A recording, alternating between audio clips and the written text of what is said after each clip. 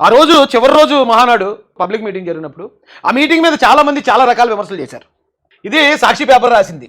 ఏమంటే చేసింది ఏమీ లేక చెప్పుకోలేక మహాతిప్పలు కడపలో ఆత్మస్తుతి పరనింద తరహాలో టీడీపీ మహానాడు ఎన్నికల హామీల అమలు గురించి ప్రస్తావనే లేని వైను ప్రజలకు ఇచ్చిన వాగ్దానాలు గాలి వదిలేసి గొప్పలు వైఎస్ జగన్ దూషించడం వారిని పొగుడుకోవడం పని టీడీపీ వ్యవస్థాపకుడు నందమూరి వారసులు లేకుండా నిర్వహణ ఏదేదో మహానాడులో ఖాళీగా దర్శనం ఇస్తున్న కుర్చీలని రాశారండి. ఇంతకన్నా దౌర్భాగ్యం మరొకట్లేదు. ఎందుకంటే ఆ కార్యక్రమాన్ని దగ్గర నుంచి చూసినట్టు ఎవడండి అసలు ఇలాంటి కార్యక్రమాన్ని ముందెప్పుడు చూసుండడు.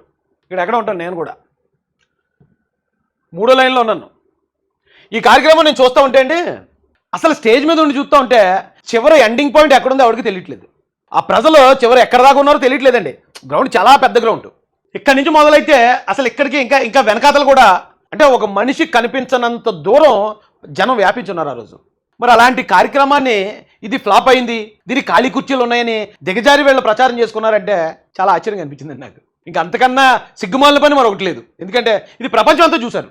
ఆ రోజు లైవ్లో మొత్తం అన్ని మీడియా ఛానల్స్లో వచ్చింది. అయినా కూడా ఖాళీ కుర్చీలను ప్రచారం చేసుకున్నారంటే ఏదో బతికేనా అనిపిస్తుందండి ఒకసారి.